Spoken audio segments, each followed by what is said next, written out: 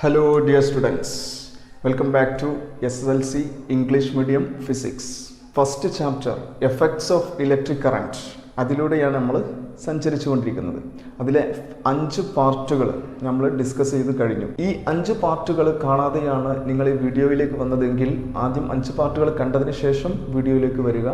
Okay, ഇതുവരെ channel subscribe ചെയ്യാത്തവർ channel ഒന്ന് സബ്സ്ക്രൈബ് ചെയ്യുക. തൊട്ടപ്പുറത്തൊരു ബെൽ ബട്ടൺ ഉണ്ടാവും, ബെൽ ബട്ടൺ ഒന്ന് പ്രസ് ചെയ്യുക. അപ്പോൾ ഓൾ എന്നൊരു ഓപ്ഷൻ കാണാം, അതും കൂടെ ഒന്ന് എനേബിൾ ചെയ്ത് വെക്കുക. അപ്പോൾ ഞാൻ ഇടുന്ന എല്ലാ ക്ലാസ്സും നിങ്ങൾക്ക് നോട്ടിഫിക്കേഷനായിട്ട് നിങ്ങളുടെ ഫോണിൽ ലഭിക്കുന്നതായിരിക്കും. ഓക്കെ, അപ്പോൾ ഇന്ന് നമ്മൾ ഡിസ്കസ് ചെയ്യാൻ പോകുന്ന വളരെ ഇമ്പോർട്ടൻ്റ് ആയിട്ടുള്ള 2 ടോപ്പിക്കുകളാണ് electric heating appliance and safety fuse. എക്സാമിന് എപ്പോഴും ക്വസ്റ്റ്യൻസ് വരുന്ന ഒരു ടോപ്പിക്കാണ്. ഓക്കെ, അപ്പോൾ നമുക്ക് ഫസ്റ്റ് ഇലക്ട്രിക് ഹീറ്റിംഗ് അപ്ലയൻസ് എന്താ നോക്കാം. ഇലക്ട്രിക് ഹീറ്റിംഗ് അപ്ലയൻസ് അല്ലെ, വൈദ്യുതി കൊടുക്കുമ്പോൾ ഹീറ്റ് ആവുന്ന അപ്ലയൻസ് എന്ന ഉപകരണം. ഒരുപാട് എക്യുപ്മെന്റ്സ് നമുക്ക് അറിഞ്ഞൂടെ, ഹീറ്റിംഗ് എക്യുപ്മെന്റ്സ് ഒരുപാട് അറിയാം അല്ലേ. നമ്മളെ മനസ്സിലേക്ക് ആദ്യം ഓടിയ ഒരു അയൺ ബോക്സ് ആയിരിക്കും. അപ്പോൾ ഞാൻ എഴുതാം example. First one iron box, second electric heater, third one soldering iron അല്ലേ.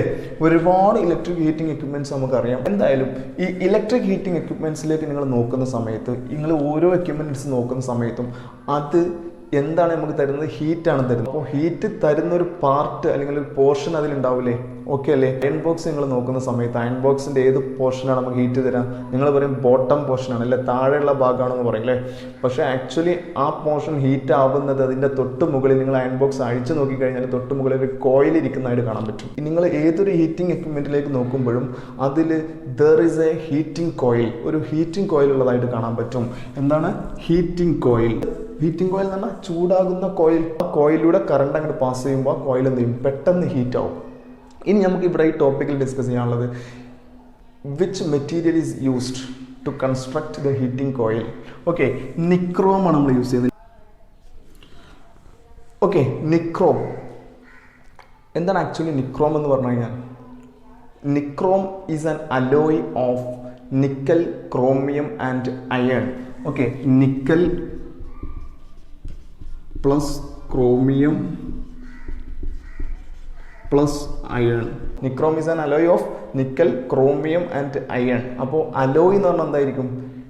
It is a combination of more than one metal. ഒന്നിൽ കൂടുതൽ മെറ്റലുകൾ, ലോഹങ്ങൾ കൂടിച്ചേർന്നുണ്ടാകുന്നതിനെയാണ് അലോയ് എന്ന് പറയാം. അപ്പോൾ നിക്രോം എന്തല്ലേ? ഒരു അലോയ് അല്ലേ.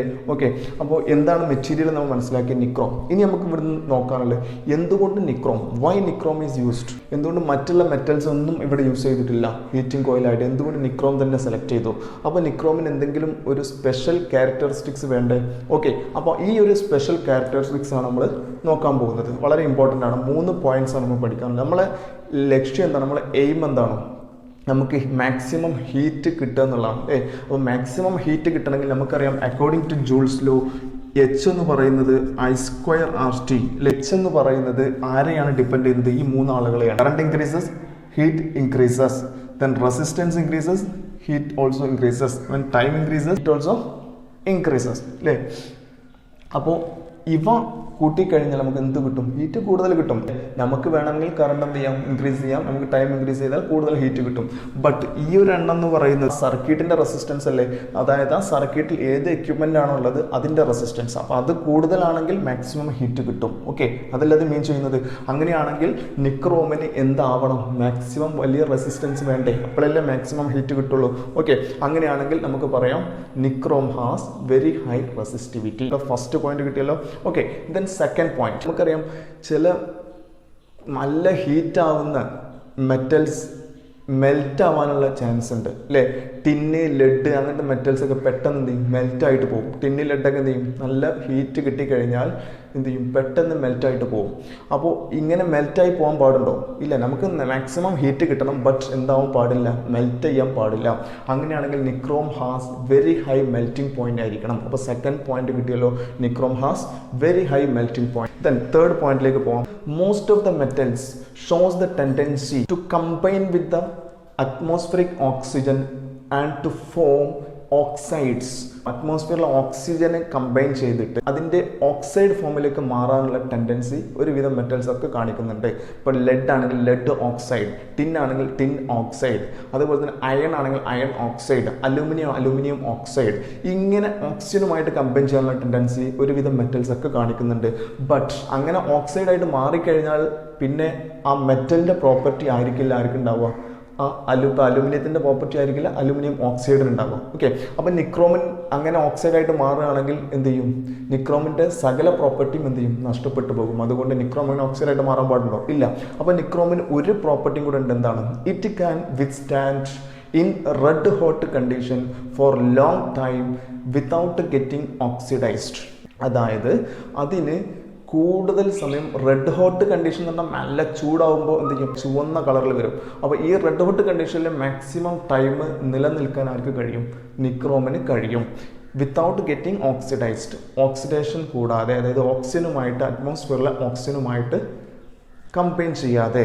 ഒരുവിധം മെറ്റൽസൊക്കെ ഞാൻ പറഞ്ഞു കഴിഞ്ഞു ഓക്സിജനുമായിട്ട് കമ്പൈൻ ചെയ്യുന്നു അണ്ടർ ഹൈ ടെമ്പറേച്ചർ. അപ്പോൾ 3 പ്രോപ്പർട്ടീസ് നമ്മൾ പഠിച്ചില്ലേ? ഓക്കെ, ഈ 3 പ്രോപ്പർട്ടീസ് വളരെ ഇമ്പോർട്ടൻ്റ് ആണ്. ടോപ്പിക്കിൽ ആകെ പഠിക്കാനുള്ളത് what is electric heating appliance അല്ലേ? സിമ്പിളാണ്. ഹീറ്റ് തരുന്ന എല്ലാ അപ്ലയൻസും നമുക്ക് എന്ത് പറയാം? ഇലക്ട്രിക് ഹീറ്റിംഗ് അപ്ലയൻസിൽ പെടുത്താൻ പറ്റും. ഓക്കെ, അതിന് എക്സാമ്പിൾസ് അറിഞ്ഞിരിക്കുക. അതിൻ്റെ മെയിൻ പാർട്ട് എന്ന് പറയുന്ന ആരാണ്? ഹീറ്റിംഗ് കോയിലാണ്. Which material is used? ഏതാണ്? Nichrome. Nichrome is an alloy of nickel, chromium and iron. ഇനി വൈ നിക്രോം ഈസ് യൂസ്ഡ്? അതിൻ്റെ ആൻസറാണ് നമ്മൾ 3 പ്രോപ്പർട്ടി പറഞ്ഞത്. It has high melting point, it has high resistivity, it can withstand in red hot condition for long time without getting oxidised. Okay, ഇനി നമുക്ക് next ടോപ്പിക്കിലേക്ക് പോകാം. ഇന്നത്തെ next topic എന്ന് പറയുന്നത് സേഫ്റ്റി ഫ്യൂസ് ആണ്. വളരെ വളരെ ഇമ്പോർട്ടൻ്റ് ആയിട്ടുള്ള ടോപ്പിക്കാണ്. ഓക്കെ മക്കൾ, അവിടെ ശ്രദ്ധിക്കുക. സേഫ്റ്റി ഫ്യൂസ് എന്ന് പറഞ്ഞു കഴിഞ്ഞാൽ നമുക്കറിയാം, ഈ ഹെഡിങ് ഇങ്ങനെ നോക്കുമ്പോൾ സേഫ്റ്റി ഫ്യൂസ്, സേഫ്റ്റി എന്ന് പറഞ്ഞാൽ സുരക്ഷ അല്ലേ? ഫ്യൂസ് സുരക്ഷയ്ക്ക് വേണ്ടിയിട്ടുള്ള ഫ്യൂസ് എന്നാണ്. അപ്പോൾ ഇനി നമുക്ക് ഇവിടുന്ന് അറിയേണ്ടത് 2 ക്വസ്റ്റ്യൻ ആൻസറാണ്. ഒന്ന്, ഹൗ, എങ്ങനെയാണ് സുരക്ഷ തരുന്നത്, ആൻഡ് വെൻ, എപ്പോൾ. ഈ 2 ക്വസ്റ്റ്യൻ ആൻസർ കിട്ടിക്കഴിഞ്ഞാൽ നമുക്ക് എന്തായി? സേഫ്റ്റി ഫ്യൂസ് എന്നുള്ള ടോപ്പിക് ഓക്കെ ആയി. ഓക്കെ, അപ്പോൾ നമുക്ക് ഈ 2 ക്വസ്റ്റ്യൻ ആൻസറാണ് നമ്മൾ തേടാൻ പോകുന്നത്. നോക്കാം. ഫസ്റ്റ് നമ്മൾ എടുക്കാൻ പോകുന്ന ക്വസ്റ്റ്യൻ വെൻ, എപ്പോഴാണ് സേഫ്റ്റി തരുന്നത്, അതായത് ഏത് സിറ്റുവേഷനിലാണ് നമുക്ക് സേഫ്റ്റി തരാം. നമുക്കൊരു സർക്യൂട്ട് എടുത്ത് നോക്കാം. ഓക്കെ, ഈ സർക്യൂട്ടിൽ നമ്മളൊരു സപ്ലൈ കൊടുത്തിട്ടുണ്ട്. ഇനി സർക്യൂട്ടിൽ ഒരു ഇലക്ട്രിക് എക്യുപ്മെൻറ്റ് കൊടുത്തിട്ടുണ്ട്. ഏത് എക്യുപ്മെൻ്റ് ആയിക്കോട്ടെ, ബൾബ് ആയിക്കോട്ടെ, ഫാൻ ആയിക്കോട്ടെ, ഏതെങ്കിലും ഒരു എക്യുപ്മെൻറ്റ് അവിടെ കൊടുത്തിട്ടുണ്ട്. ഓക്കെ, ഇനി നമുക്കറിയാം ഇതിലൂടെ സപ്ലൈ, ഇവിടെ ഒരു സ്വിച്ച് ഉണ്ടെന്ന് വിചാരിക്കാം. ഇവിടെ ഒരു സ്വിച്ച് ഉണ്ട്. സ്വിച്ച് ഓൺ ചെയ്താൽ നമുക്കറിയാം കറണ്ട് പാസ് ചെയ്യും അല്ലേ? കറണ്ട് പാസ് ചെയ്യും. ഇനി നമുക്ക് ഈ സർക്യൂട്ടിൽ ഒരു ഫ്യൂസ് കൊടുക്കുകയാണ്. നമുക്കറിയാം ഫ്യൂസ് കൊടുക്കുന്നത് എന്തിനു വേണ്ടിയിട്ടാണ്? സേഫ്റ്റിക്ക് വേണ്ടിയിട്ടാണ്. അപ്പം ഞാനിത് അവിടെ ഒരു ഫ്യൂസ് കൊടുത്തു. ഓക്കെ, ഇതാണ് എൻ്റെ ഫ്യൂസ്. ഇതാണ് എൻ്റെ ഫ്യൂസ്. ഓക്കെ, എന്താണ് ഫ്യൂസ്? ഇനി നമുക്കറിയേണ്ടത് എപ്പോഴാണ് സേഫ്റ്റി തരിക. സപ്ലൈ കൊടുത്താൽ കറണ്ട് പാസ് ചെയ്യും, യാതൊരു ഡൗട്ടും ഇല്ല. ആർക്കെങ്കിലും സംശയമുണ്ടോ? ഇല്ല. സപ്ലൈ കൊടുത്തു കഴിഞ്ഞാൽ കറണ്ട് പാസ് ചെയ്യും. ഇനി ജൂൾസിൽ നമ്മൾ പഠിച്ചിട്ടുണ്ട് അല്ലേ? H=I²RT. അപ്പോൾ ഈ ഒരു ഇക്വേഷനിലേക്ക് നോക്കിക്കഴിഞ്ഞാൽ നമുക്കറിയാം I ഇൻക്രീസ് ചെയ്താൽ ആര് കൂടും? ഹീറ്റ് ഇൻക്രീസ് ചെയ്യും അല്ലേ? I² ഹീറ്റ് ഡിപ്പെൻഡ് ചെയ്യുന്നത്. എന്ന് വെച്ച് കഴിഞ്ഞാൽ I കുറച്ച് കൂടിയാൽ മതി, എന്ത് ചെയ്യും? ഹീറ്റ് വളരെയധികം കൂടും. ഓക്കെ, ഹീറ്റ് കൂടിക്കഴിഞ്ഞാൽ നമുക്കറിയാം അത് നമ്മളെ ആരെ ബാധിക്കും? ഇലക്ട്രിക്കൽ എക്യുപ്മെൻറ്റിനെ ബാധിക്കും. ആ സർക്യൂട്ടിൽ എക്യുപ്മെൻറ്റ് കൊടുത്തിട്ടുണ്ട്, അതിനെ ബാധിക്കും. അതുപോലെ തന്നെ നമ്മളെ വീട്ടിലൊക്കെ വയറിങ് ചെയ്തിട്ടുണ്ടാവും. വയറിൻ്റെ മുകളിൽ ഇൻസുലേഷനൊക്കെ ഉണ്ടാവും അല്ലേ? ഇൻസുലേഷനൊക്കെ എന്ത് ചെയ്യും? മെൽറ്റായിട്ട് എന്ത് ചെയ്യും? ഫയർ ഉണ്ടാവാനുള്ള ചാൻസ് ഉണ്ട്. ശരിയല്ലേ? ഫയർ ഉണ്ടായി ബ്ലാസ്റ്റിംഗ് ഒക്കെ ഉണ്ടാവാനുള്ള ചാൻസ് ഉണ്ട്. അങ്ങനെയാണ് ചില ബിൽഡിങ്ങുകളൊക്കെ കത്തി നശിക്കാറുണ്ട് അല്ലേ? ന്യൂസ് പേപ്പറൊക്കെ നോക്കുമ്പോൾ നമ്മൾ കാണാറുണ്ട്. എന്ത്? അതിൻ്റെ റീസൺ എന്ന് പറയുന്നത് അവിടെ ഷോർട്ട് സർക്യൂട്ട് ആയിരുന്നു. അതാണ് ഷോർട്ട് സർക്യൂട്ട്. നോക്കാം, ഷോർട്ട് സർക്യൂട്ട്. അപ്പോൾ short circuit means touching of 2 main wires without A resistor ഇല്ലാതെ രണ്ടും കൂടെ ഇങ്ങനെ ഡയറക്റ്റ് ഷോർട്ട് ആവും. അതിനെയാണ് എന്ത് വിളിക്കുക? ഷോർട്ട് സർക്യൂട്ട് എന്ന് പറയുന്നത്. നമുക്കറിയാം ഇവിടെ ഇത് പോസിറ്റീവ് ആണെങ്കിൽ ഇതെന്താണ്? നെഗറ്റീവ് ആണ്. ഇത് രണ്ടും കൂടെ ഇവിടെ ഷോർട്ട് ആയിട്ടുണ്ട്. ആര് മുഖേനയാണ് ഷോർട്ട് ആയിട്ടുള്ളത്? അവിടെ ഇടയിലൊരു എക്യുപ്മെന്റ് ഉണ്ട്. എക്യുപ്മെന്റ് എന്ന് പറഞ്ഞാൽ അതൊരു റെസിസ്റ്റർ ആണ്. ഓക്കെ, അപ്പോൾ ഒരു റെസിസ്റ്റർ വഴിയാണ് ഷോർട്ട് ആയിട്ടുള്ളത്. അപ്പോൾ അതെന്തല്ല, ഷോർട്ട് സർക്യൂട്ട് അല്ല. അല്ലാതെ ഈ രണ്ട് വയറും ഇങ്ങനെ ഡയറക്റ്റ് അങ്ങനെ ടച്ച് ആയി കഴിഞ്ഞാൽ അത് എന്തായാലും ഷോർട്ട് സർക്യൂട്ട് എന്നാണ് പറയുക. അപ്പോൾ ഷോർട്ട് സർക്യൂട്ട് ആയി കഴിഞ്ഞാൽ the current becomes increases, current എന്ത് ചെയ്യും? കൂടും. അപ്പോൾ നമുക്കറിയാം കറണ്ട് കൂടുന്ന ഒരു സിറ്റുവേഷൻ എന്ന് പറയുന്നത് ഷോർട്ട് സർക്യൂട്ട് സിറ്റുവേഷൻ ആണ്. ഷോർട്ട് സർക്യൂട്ട് വന്നു കഴിഞ്ഞാൽ കറണ്ട് എന്ത് ചെയ്യും? സർക്യൂട്ടിൽ കറണ്ട് പെട്ടെന്ന് അങ്ങനെ ഇൻക്രീസ് ചെയ്യും. ഇൻക്രീസ് ചെയ്താൽ നമുക്കറിയാം ആര് കൂടും? Heat also increases. അപ്പോൾ നമുക്കറിയാം സർക്യൂട്ട് മൊത്തത്തിൽ ബേൺ ഔട്ട് ആവാനുള്ള ചാൻസ് ഉണ്ട്. ഇനി വേറൊരു സിറ്റുവേഷൻ നമുക്ക് നോക്കാം. അതിന് വിളിക്കുന്ന പേരാണ് ഓവർലോഡ്. ഓവർലോഡ് ആവുക. എന്താ ലോഡ് എന്ന് പറഞ്ഞു കഴിഞ്ഞാൽ നമ്മൾ സർക്യൂട്ടിൽ കൊടുക്കുന്ന ഓരോ ഇൻസ്ട്രുമെൻറ്റും എന്താണ്? ഒരു ലോഡാണ്. ഫിസിക്സിൻ്റെ ഭാഷയിൽ പറഞ്ഞാൽ ഓരോ ഇൻസ്ട്രുമെൻറ്റും എന്താണ്? ഒരു ലോഡാണ്. ഇപ്പം ഞാനിവിടെ ലോഡ് കൊടുത്തിട്ടുണ്ട്, ഇലക്ട്രിക് എക്യുപ്മെൻറ്റ്. ഇനി ഞാൻ എനിക്ക് വേറൊരു എക്യുപ്മെൻറ്റ് വേണം ഇവിടെ കൊടുക്കാം. അപ്പം എന്ത് ചെയ്യും? ലോഡ് ഒന്നും കൂടെ കൂടി. ലോഡ് എന്ത് ചെയ്യും? ഇവിടെ കറണ്ട് ഇങ്ങനെ വലിക്കുന്നത്. ഇനി ഒരു ലോഡ് കൂടെ കൊടുത്താൽ എന്ത് ചെയ്യും? കറണ്ട് കൂടുതൽ ഇവിടെ നിന്ന് സപ്ലൈയിൽ നിന്ന് വലിക്കാൻ ശ്രമിക്കും. അപ്പോൾ ആര് കൂടും? കറണ്ട് ഇൻക്രീസ് ചെയ്യും. അപ്പോൾ എന്താണ് overload? Circuit is said to be overloaded if the load connected to the circuit is more than the circuit can withstand. അതായത് ഒരു സർക്യൂട്ടിനെ വിത്ത്സ്റ്റാൻഡ് ചെയ്യാൻ നമ്മൾ പറഞ്ഞു കഴിഞ്ഞാൽ ഓരോ സർക്യൂട്ടിനും ഇത്ര പരിധി വരെ ലോഡ് കൊടുക്കാൻ പാടുള്ളൂ എന്ന് പറഞ്ഞിട്ടുണ്ടാവും അല്ലേ? അപ്പോൾ ഈ ഒരു ലോഡ് പരിധിയിലെങ്ങാടി കൂടുതൽ ലോഡ് ആ സർക്യൂട്ടിൽ കൊടുത്തു കഴിഞ്ഞാൽ ആ സർക്യൂട്ട് ഓവർലോഡ് ആയി എന്നാണ് നമ്മൾ പറയാം. ഓവർലോഡ് ആയി കഴിഞ്ഞാൽ മാക്സിമം കറണ്ട് ഇതിലൂടെ ഫ്ലോ ചെയ്യും. അപ്പോൾ ഒരുപാട് ലോഡ് എടുക്കുന്ന സമയത്ത് കറണ്ട് കൂടുതൽ മാക്സിമം ഫ്ലോ ചെയ്യും. അപ്പോൾ ഓവർലോഡ് സിറ്റുവേഷനിലും എന്ത് ഫ്ലോ കൂടും? കറണ്ട് ഫ്ലോ കൂടും. ഓക്കെ, അപ്പോൾ രണ്ട് സിറ്റുവേഷൻ നമ്മൾ പഠിച്ചു കഴിഞ്ഞു. Short circuit situation and overload situation. ഈ രണ്ട് സിറ്റുവേഷനിലും കറണ്ട് എന്ത് ചെയ്യുന്നു? ഇൻക്രീസ് ചെയ്യുന്നു. കറണ്ട് ഇൻക്രീസ് ചെയ്താൽ സർക്യൂട്ടിൽ എന്ത് മാക്സിമം ഹീറ്റ് ഉണ്ടാകും. ഓക്കെ, മാക്സിമം ഹീറ്റ് ഉണ്ടായാൽ സർക്യൂട്ട് ഫയർ ഉണ്ടായിട്ട് ബേൺ ഔട്ട് ആവാനുള്ള ചാൻസ് ഉണ്ട്, അല്ലെങ്കിൽ എക്സ്പ്ലോഷൻ ഉണ്ടാവാനുള്ള ചാൻസ് ഉണ്ട്. അപ്പോൾ ഇൻസ്ട്രുമെൻ്റ് ഒക്കെ ഡാമേജിനുള്ള ചാൻസ് ഉണ്ട്. അപ്പോൾ നോർമൽ നമ്മൾ ഡെയിലി ലൈഫിൽ ഉണ്ടാവാൻ ചാൻസ് ഉള്ള സിറ്റുവേഷൻ ആണ് ഷോർട്ട് സർക്യൂട്ട് ഓവർലോഡൊക്കെ. ഓക്കെ, ഇപ്പോൾ ഫോർ എക്സാമ്പിൾ നമ്മൾ വീട്ടിൽ തന്നെ നമ്മളിപ്പോൾ ഒരുപാട് എക്യുപ്മെന്റ്സ് ഒക്കെ ഉള്ളതാണ് അല്ലേ? അപ്പോൾ ചില ആളുകൾ അയൺ ബോക്സ് ഓൺ ചെയ്തിട്ടുണ്ടാവും, മറ്റേ ആൾ അറിഞ്ഞിട്ടുണ്ടാവില്ല. അവൻ എന്ത് ചെയ്യും? പോയി മോട്ടർ ഓൺ ചെയ്യും, മറ്റേ ആൾ പോയിട്ട് വാഷിംഗ് മെഷീൻ ഓൺ ചെയ്തിട്ടുണ്ടാവും. ഇങ്ങനെ നല്ല പവറുള്ള എക്യുപ്മെൻ്റ് ഒക്കെ ഒരുമിച്ചാണ് ഓൺ ചെയ്ത് കഴിഞ്ഞാൽ നമ്മുടെ സർക്യൂട്ടിന് വിത്ത്സ്റ്റാൻഡ് ചെയ്യാൻ പറ്റുന്ന ലോഡിനെക്കാളും കൂടുതലായിരിക്കും നമ്മൾ അറ്റ് എ ടൈം കൊടുക്കുന്ന ലോഡ്. അപ്പോൾ നമ്മളെ സർക്യൂട്ടിലൂടെ മാക്സിമം കറണ്ട് എന്ത് ചെയ്യും? ഫ്ലോ ചെയ്യാൻ തുടങ്ങും. അപ്പോൾ സർക്യൂട്ടിൽ മാക്സിമം ഹീറ്റ് ഡെവലപ്പ് ചെയ്യും. ഫയർ വന്നിട്ട് ബേൺ ഔട്ട് ആവാനുള്ള ചാൻസ് ഉണ്ട്. അപ്പോൾ ഈ ഒരു സിറ്റുവേഷൻ അവോയ്ഡ് ചെയ്യാൻ വേണ്ടിയിട്ടാണ് നമ്മൾ ആര് യൂസ് ചെയ്യുന്നത്? ഫ്യൂസിനെ യൂസ് ചെയ്യുന്നത്. അപ്പോൾ നമുക്ക് ഈ ഒരു ക്വസ്റ്റ്യൻ്റെ ആൻസർ കിട്ടിയിട്ടുണ്ടാവും എന്ന് ഞാൻ വിചാരിക്കുന്നു. വെൻ, എപ്പോഴാണ്? In short circuited situation and overloaded situation. അപ്പോൾ ഈ സിറ്റുവേഷനിൽ ഫ്യൂസ് നമുക്ക് എന്ത് തരുന്നു? സേഫ്റ്റി തരുന്നു. ഇനി നമുക്ക് അറിയേണ്ട ഹൗ, എങ്ങനെയാണ് ഫ്യൂസ് സേഫ്റ്റി തരുന്നത് നോക്കാം. നമുക്കറിയാം കറണ്ട് ഇങ്ങനെ കൂടി അല്ലേ? അപ്പോൾ ഹീറ്റ് കൂടിയിട്ടുണ്ടാവും. ഹീറ്റ് കൂടി കഴിയുമ്പോൾ ഈ ഫ്യൂസ് വയർ എന്ത് ചെയ്യും? മെൽറ്റ് ആയിട്ടാണ് പോകും. ഫ്യൂസ് വയർ മെൽറ്റ് ആയിട്ട് ഉരുകിയിട്ട് പോകും അല്ലേ? അങ്ങനെ ഉരുകി പോകുമ്പോൾ നമുക്ക് എന്താ ബെനിഫിറ്റ് എന്താണ്? പിന്നെ ഇവിടുന്ന് അങ്ങോട്ട് കറണ്ട് സപ്ലൈ ഉണ്ടാവില്ല. കറണ്ട് എന്ത് ചെയ്യും? അവിടെ വെച്ച് സ്റ്റോപ്പ് ചെയ്യും. ഓക്കെ, അപ്പോൾ നമ്മൾക്ക് എന്ത് ചെയ്യും? നമുക്ക് സേഫ്റ്റി അല്ലേ കിട്ടുന്നത്. ഓക്കെ, അപ്പോൾ ഇതാണ് സേഫ്റ്റി ഫ്യൂസ് ചെയ്യുന്നത്. അപ്പോൾ എക്സാമിന് എപ്പോഴും ചോദിക്കുന്ന ഒരു ക്വസ്റ്റ്യൻ ആണ്, why fuse is called safety fuse? അതിൻ്റെ ആൻസർ വരിക ഈ രണ്ട് ക്വസ്റ്റ്യനിൽ നിന്നുകൊണ്ടാണ് നമ്മൾ അതിന് ആൻസർ എഴുതേണ്ടത്. ആദ്യം നമ്മൾ വെൻ, ദെൻ ഹൗ. ഓക്കെ, ഈ രണ്ട് ക്വസ്റ്റ്യൻ ആൻസർ എഴുതി കഴിഞ്ഞാൽ എന്തായി? അതിൻ്റെ ആൻസറായി. ഫ്യൂസിനെ സേഫ്റ്റി ഫ്യൂസ് എന്തുകൊണ്ടാണ് വിളിക്കുന്നത് നോക്കാം. എങ്ങനെ എക്സ്പ്ലെയിൻ ചെയ്യണത്?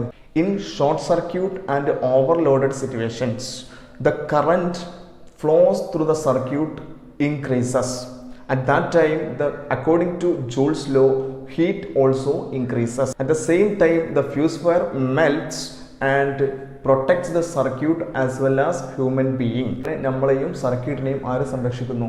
ഫ്യൂസ് വയർ സംരക്ഷിക്കുന്നു. Therefore, the fuse is called safety fuse. വളരെ സിമ്പിൾ ആണല്ലോ. 3 സെന്റൻസ് എഴുതിയാൽ മതി, ആൻസർ ഓക്കെ ആയി. ഇനി നമുക്ക് അറിയേണ്ടത്, നമ്മളൊരു ഫ്യൂസ് വയർ സെലക്ട് ചെയ്യുമ്പോൾ എന്തൊക്കെ കാര്യങ്ങളാണ് നമുക്ക് ശ്രദ്ധിക്കണം? What are the precautions to be taken while selecting a fuse wire? ഒരു ഫ്യൂസ് വയർ സെലക്ട് ചെയ്യുന്ന സമയത്ത് നമ്മൾ എന്തൊക്കെ കാര്യങ്ങൾ ശ്രദ്ധിക്കണം? വളരെ സിമ്പിളാണ്. നമ്മൾ പ്രാക്ടിക്കലായിട്ട് ചിന്തിച്ചാൽ മനസ്സിലാവും. നമുക്കറിയാം ഇവിടെ നമ്മുടെ ആവശ്യം എന്താണ്? പെട്ടെന്ന് ഇങ്ങനെ ഒരു സിറ്റുവേഷൻ വന്നു കഴിഞ്ഞാൽ, ഹീറ്റ് കൂടുതൽ വന്നു കഴിഞ്ഞാൽ പെട്ടെന്ന് എന്ത് ചെയ്യണം? ഉരുകിയിട്ട് മെൽറ്റായിട്ട് പോകണം. ഓക്കെ, അങ്ങനെയാണെങ്കിൽ ഇവിടെ യൂസ് ചെയ്യുന്ന ഫ്യൂസ് വയർ എന്ന് പറയുന്നത് എങ്ങനെയായിരിക്കണം?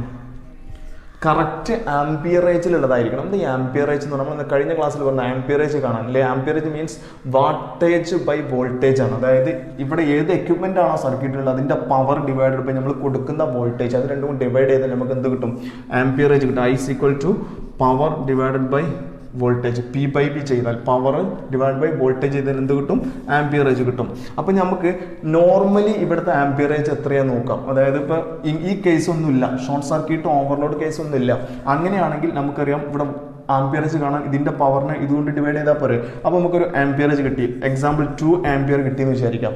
അതായത് 2 ആംപിയർ കറണ്ട് നോർമലി ഇതിലൂടെ പാസ് ചെയ്യുന്നുണ്ട്. 2 ആംപിയർ കറണ്ട് പാസ് ചെയ്യുമ്പോഴും എന്തുണ്ടാവുന്നുണ്ട്? അവിടെ ഹീറ്റ്, കുറച്ച് ഹീറ്റ് ഡെവലപ്പ് ചെയ്യുന്നുണ്ട്. ബട്ട് ആ ഹീറ്റിൽ ഇത് മെൽറ്റായി പോകാൻ പാടുണ്ടോ? ഇല്ല, ആ ഹീറ്റിൽ മെൽറ്റായി പോകാൻ പാടില്ല. അതിലും കൂടുതൽ ഹീറ്റ് വരുമ്പോഴാണ് മെൽറ്റായി പോകേണ്ടത്. അപ്പോൾ നമ്മൾ ഇവിടെ സെലക്ട് ചെയ്യേണ്ട ഫ്യൂസ് വയർ എന്ന് പറയുന്നത് 2 ആംപിയർ കടത്തിവിടാൻ കഴിയുന്നതായിരിക്കണം എന്നർത്ഥം. അതിനെയാണ് നമ്മൾ പറയുക പ്രോപ്പർ ആംപിയറേജ് ഉള്ളതായിരിക്കണം എന്ന് പറയുന്നത്. അപ്പോൾ നമ്മൾ ഇവിടെ സെലക്ട് ചെയ്യേണ്ട ഫ്യൂസ് വയർ 2 ആംപിയർ കൊടുക്കാൻ പാടില്ല. കാരണം 2 ആംപിയർ കറക്റ്റ് അതുപോലെ കൊടുക്കാൻ പാടില്ല. അപ്പോൾ എന്ത് ചെയ്യും? 2 ആംപിയർ വന്നാൽ എന്ത് ചെയ്യും? മെൽറ്റായി പോകും. അപ്പോൾ നമ്മൾ ആംപിയറേജ് എടുക്കേണ്ട, ഫ്യൂസ് വയറിന് ആംപിയർ എടുക്കേണ്ട എത്രയാണ്? ഇവിടെ 2.2 ഒക്കെ എടുക്കുക, അല്ലെങ്കിൽ 2.3. അതിൽ കൂടാൻ പാടില്ല. ഓക്കെ, ജസ്റ്റ് ഒന്ന് എബോ ആയിട്ട് എടുക്കുക. അതായത് നമ്മൾ സർക്യൂട്ടിലൂടെ നോർമൽ കേസിൽ പാസ് ചെയ്യുന്ന കറണ്ടിന്റെ ജസ്റ്റ് എബോ എടുക്കുക. അപ്പോൾ 2.2 ആംപിയർ. അപ്പോൾ അത് സ്യൂട്ടബിൾ ആയിട്ടുള്ള ആംപിയറേജ് ആണ്. അതാണ് നമ്മൾ പറയാം ഫസ്റ്റ് പോയിന്റ് പറയുന്നത് സ്യൂട്ടബിൾ ആംപിയറേജ് ഉള്ളതായിരിക്കണം. സ്യൂട്ടബിൾ ആംപിയറേജ് ആയിരിക്കണം. ഇനി സെക്കൻഡ്, നമ്മൾ ഫ്യൂസ് വയർ പ്ലേസ് ചെയ്യുന്ന സമയത്ത് 2 എൻഡും എന്തായിരിക്കണം? പ്രോപ്പറായിട്ട് ടൈറ്റൻ ചെയ്തിരിക്കണം. അപ്പോൾ end of the fuse wire should be tightened properly. അതായത് 2 എൻഡും എന്ത് ചെയ്യണം? നല്ലവണ്ണം ടൈറ്റ് ആയി കിടക്കണം, അല്ലാതെ ലൂസ് കണക്ഷൻ ആക്കി ഇടാൻ പാടില്ല. ഓക്കെ, അതാണ് സെക്കൻഡ് പോയിന്റ്. തേർഡ് പോയിന്റ് നോക്കാം. തേർഡ് പോയിന്റ് എന്ന് പറയുന്നത് നമ്മൾ എൻഡൊക്കെ ഫിക്സ് ചെയ്ത് കഴിഞ്ഞു, ടൈറ്റ് ആക്കി കഴിഞ്ഞു, ബാക്കി കുറച്ച് ഭാഗം വരാൻ സാധ്യതയുണ്ട്. The remaining parts should not projected out of the carrier base. എന്താ carrier base എന്ന് പറഞ്ഞാൽ സ്ഥിരമായിട്ടിരിക്കുന്ന ഈ ഭാഗമാണ് എന്ത്? ബേസ് എന്ന് പറയുന്ന സാധനം. നമ്മൾ എടുക്കുന്ന ഫ്യൂസിനെ എടുക്കൂലേ, ഈ ഭാഗമാണ് കരിയർ, ക്യാരി ചെയ്യാൻ പറ്റുന്നത്. ഓക്കെ, അപ്പോൾ കരിയർ ബേസിന്റെ പുറത്തേക്ക് എന്ത് ചെയ്യരുത്? ഫ്യൂസ് വയറിന്റെ ബാക്കി ഭാഗം പ്രൊജക്ട് ചെയ്ത് നിൽക്കാൻ പാടില്ല. അത് എന്ത് ചെയ്യണം? കട്ട് ചെയ്ത് കളയണം എന്നർത്ഥം. Okay, what are the precautions to be taken while fitting a fuse wire? ഒരു ഫ്യൂസ് വയർ നിങ്ങൾ ഫിറ്റ് ചെയ്യുമ്പോൾ ശ്രദ്ധിക്കേണ്ട 3 കാര്യങ്ങൾ നമ്മൾ പഠിച്ചു. ഏതൊക്കെയായിരുന്നു? ഒന്ന്, it should be proper amperage. ആംപിയറേജിന്റെ ഐഡിയ നമ്മൾ പറഞ്ഞു കഴിഞ്ഞു അല്ലേ. അപ്പോൾ സെക്കൻഡ് പോയിന്റ് എന്താ പറഞ്ഞത്? It should be tightened properly. അത് 2 എൻഡും പ്രോപ്പറായിട്ട് ടൈറ്റൻ ചെയ്യണം. തേർഡ് പോയിന്റ് എന്താ പറഞ്ഞത്?